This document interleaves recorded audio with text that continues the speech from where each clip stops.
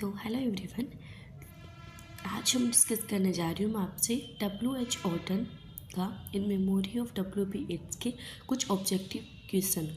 Last video में हमने 2 video बनाई थी, उसमें इन मेमोरी ऑफ W.B. येट्स की डिटेल में समरी पढ़ी थी।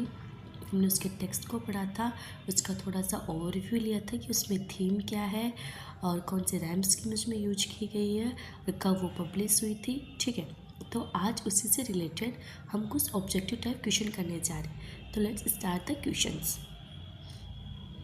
इन which year was in memory of W.B. Yeats written? 1936, 1939, 1945, 1948। तो राइट आंसर होगा 1939। The poem is divided into how many distinct sections? 2, 3, 4, 5। तो ये कितने सेक्शन में डिवाइडेड है? 3 में। मैंने इसको डिटेल में समरी पढ़ाई थी, तब मैंने एक सेक्शन को फर्स्ट वीडियो में कंप्लीट किया था और लास्ट के 2 सेक्शन को सेकेंड वीडियो में कंप्लीट किया था। What is the primary genre of this poem? Ode, sonnet, elegy and ballad। क्या जेनर है इसमें? एलेजी। किसके ऊपर थी? W.B. येट्स के ऊपर।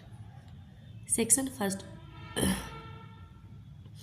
of the poem describe the day of its death as being a hot summer afternoon, a rainy spring morning, a dark cold day, a bright autumn evening। तो इसका राइट आंसर क्या होगा? A dark cold day. Auden revised the poem later, famously deleting a few stanzas from section 3. Which controversial figure was mentioned in the deleted stanza? A. T.S. Eliot, B. Rudyard Kipling, C. Paul Claudel, D. both A, B and C। तो किसने किया था? both B and C। both B and C, Rudyard Kipling and Paul Claudel। Complete the famous line from section 2. For poetry makes nothing A happen, B change, C matter, D known। तो इसका answer क्या होगा? happen। In section first, Auden used imagery of the mercury sinking in the mouth of the dying day। What does this represent? A. Changing weather, B. The measurement of a falling plus temperature, economic depression, environmental pollution। तो इसका answer होगा B, the measurement of a falling plus temperature। According to section second, what forced it into poetry? Wealthy upbringing, mad island, religious devotion, romantic success. तो इसका answer क्या होगा? Mad island. हमने point में देखा था कि W.B. येट्स कहाँ से बिलोंग करते थे? आयरलैंड से। In section 3, Auden shift the metre of the poem to iambic pentameter, free verse, trochaic tetrameter, anapestic trimeter. तो इसका आंसर होगा ट्रोकेइक टेट्रामीटर। अब इसमें क्या दिया गया? एग्जाम्पल दिया गया कि earth receive an honoured guest, इसके अंदर ट्रोकेइक टेट्रामीटर का यूज किया गया। Question number 10। Auden writes that when a poet dies he become his A words, B fans, C admirers, D critics. तो इसका आंसर होगा admirers. He became his admirers। The death of the poet was kept from his family, book, enemies, instrument। तो इसका right answer होगा instrument. The death of the poet was kept from his instrument।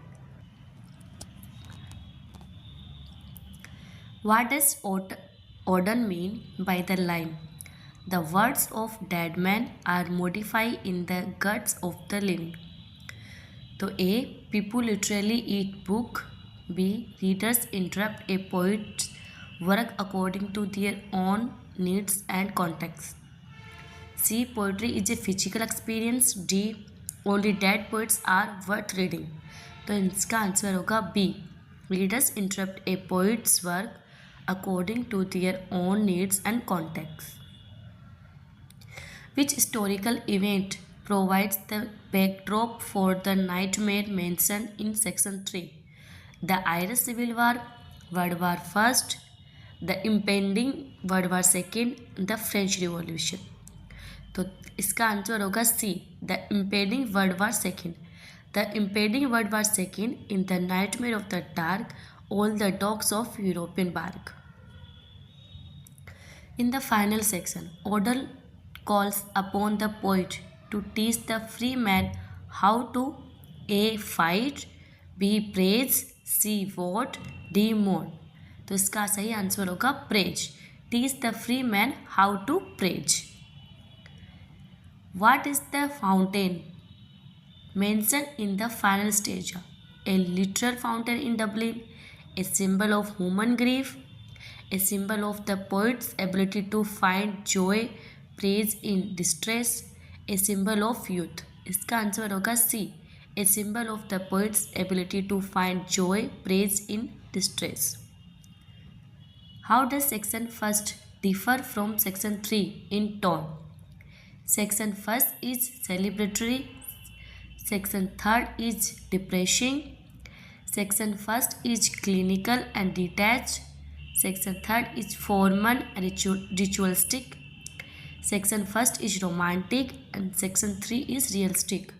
There is no difference in tone. इसका answer होगा B, section first is clinic and detached, section 3 is formal and ritualistic. Which of the following describe Auden's view of its silly view, alluding to its interest in the occult? He condemned them as evil. He said time pardons them for the sake of his writing. He ignored them completely. He praised them as the source of its genius. इसका answer होगा B. He said time pardons them for the sake of his writing. Earth received a honored guest. William is laid to rest. This couplet is found in which section? Section first, section second, section 3 at the epilogue. तो ये हम कहाँ पढ़ते हैं? Section 3 के अंदर पढ़ते हैं. What does the frozen lake and deserted public squares symbolize in section?